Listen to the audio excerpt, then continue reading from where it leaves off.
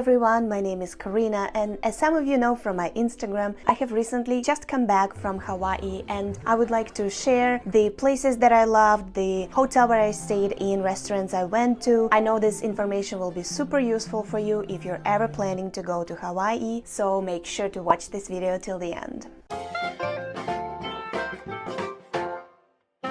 Let's start. Shaka Shaka. Shaka Shaka, by the way, is the traditional greeting of locals in Hawaii.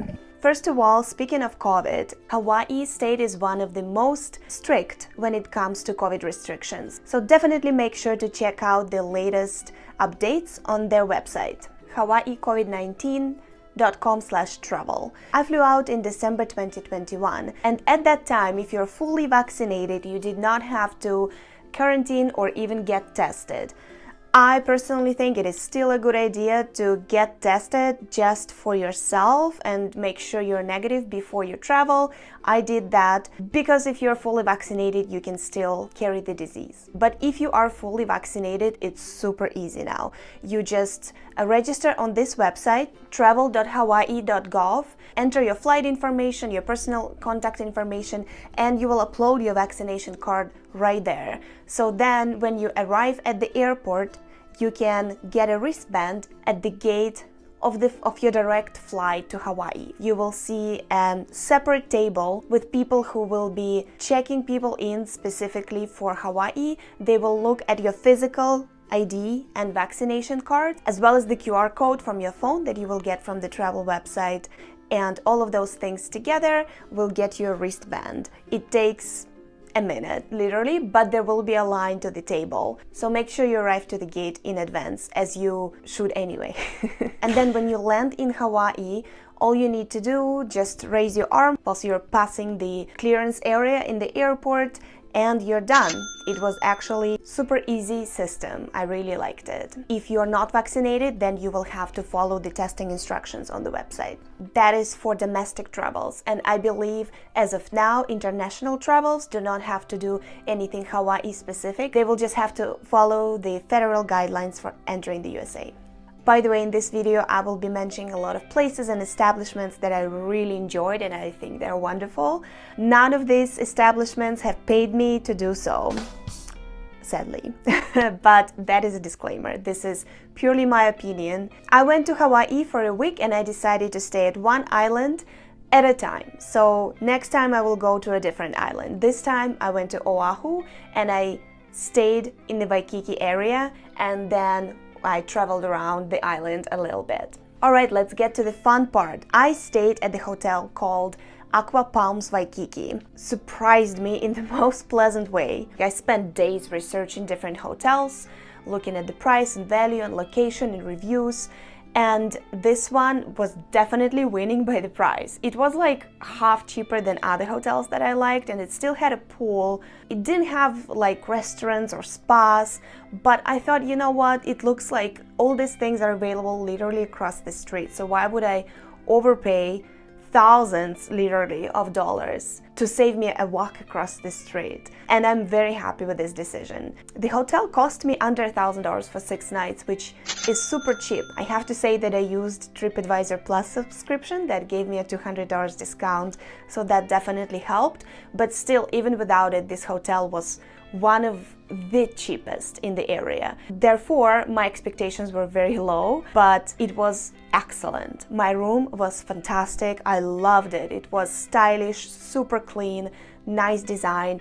I loved the layout, plenty of space. I had a huge balcony with beautiful view. What's not to love? It was just amazing. I had a vending machine on the floor. There is even a laundry room if you want to use it. There is paid parking in the hotel, and there is a pool, which was all super nice. The front desk was incredibly helpful. We communicated via text. I even requested the late checkout by text. You just text them, they text you back. It was awesome. I loved it. And the best thing about it is the location. You're still minutes walk from the beach and the busy Waikiki area, but at the same time, you are in a quiet area, which is great because I was surprised by how busy the other areas get, and I was happy that I'm not staying there. Right across the street was Hilton Hotel, and every morning in order to get to the beach, I would walk through Hilton hotels with its restaurants and shops. It was great. I didn't have to pay for that walk. All right, now let's get to the beaches. Of course, the iconic Waikiki Beach that you can walk along and swim. Oh, it's just so fantastic. It is kind of crowded though, I have to say. It is not one of those deserted, beautiful beaches you will see in other parts of the world. It is very touristy and it can get very crowded, so beware. But there are other beaches in the area where you can go to that will be so nice and much less touristy. The little beach that I liked to go to right on Waikiki, yes, pretty busy and very tiny, is called Kuhio Beach Park. I liked it because for some reason it did feel less crowded. I think because it doesn't belong to any hotel, so there weren't any lounge chairs from the hotel like there are in other parts of Waikiki Beach. So I liked that. I also liked that it had a little pier that kind of framed the water and created kind of a little lagoon, which was so nice. I really like that beach. For some reason, it has a special place in my heart, and I went there almost every day. Another great beach where locals go is called Souci or Kaimana Beach. It's a little bit of a walk all the way down to another end of Waikiki, which is a very nice walk. The beach is very nice too, and you can definitely see the difference. There are not many tourists there, if any. It's all local people. Families come with their kids, couples, groups of friends. It's very nice to see how locals are beaching on Waikiki.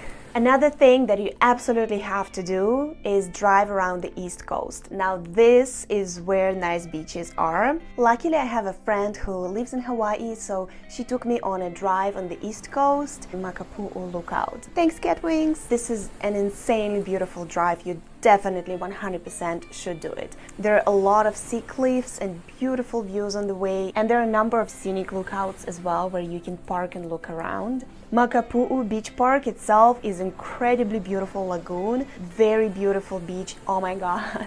Of course it is much less touristy, but there are still some people there.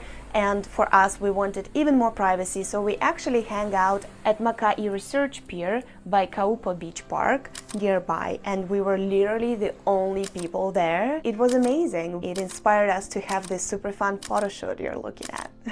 My most favorite part of the day, any day, is the sunset. And sunsets in Hawaii is just another level of aesthetic pleasure. Definitely make sure you're outside, preferably on the coastline at the time of the sunset. It's very beautiful, you will not regret it. Another cute place that my local friend recommended me for sunsets where we went is called Rainbow Tower. It's on the Hanauma Beach in the Hilton Lagoon. We had a great walk around there, again took beautiful photos, and we even were able to peek at the Luau show at Hilton. I want to add about Luau shows. Luaus are beautiful local shows with local food, dance, singing, your chance to dive into beautiful Hawaiian culture. I tried to book Luau shows very hard and they were all booked out. It was impossible. I tried to book them while I already arrived, so like within a week, I didn't have a chance. Even though everything else seems to be pretty accessible, last minute even, but Luau shows is something that you should definitely book in advance because it's really worth it. I did have a chance to watch a Luau show at a dinner cruise actually, about which I'll be talking later in this video. Another iconic beach you should go to is called Hanauma Bay. It is not easily accessible to public. It is a landmark. It is protected by the government of Hawaii now because it suffered actually from over-tourism. It's a pretty small lagoon. There's a certain amount of people that they let in every day. I signed up for a group tour on TripAdvisor and it worked very well. One thing is that I had to get up at 5 a.m. because the pickup was at 5:55 and you can't be late, nobody will wait for you. It's a big deal. When you arrive there, you have to watch a movie about the history of the place, how to behave at this place, how to protect the sea life and the nature, and you have to pay for the entrance as well. For us in my tour, what I paid for the tour already included all snorkeling equipment, and then I rented a chair on top of that. It was amazing. I had a great time. We stayed for about 5 hours. In the early afternoon, we're already back to our hotels. Totally worth it. Snorkeling experience is absolutely fantastic. You'll see all kinds of fish, beautiful reefs. It is really amazing, and I highly recommend to do that. Keep in mind that Hanauma Bay is closed on Mondays and Tuesdays, so plan in advance. Another fun activity I did was diving, kind of. It's like diving for the newbies at Magic Lagoon. I am a certified diver, and I thought, oh, how fun, it's a walking distance, I don't have to worry about arranging too many things. Well, turns out it's really for the newbies. And if you are a certified diver, do not do it. There are other diving centers that will take you on a boat for a proper dive, and I definitely want to do that next time. But if you are a newbie and you have never tried scuba diving before, definitely do this one. It's gonna be super fun, and you can always say, hey, I dived in Hawaii. Dove. Please like this video if it was helpful, and consider subscribing to my channel, and I'll see you in the next video.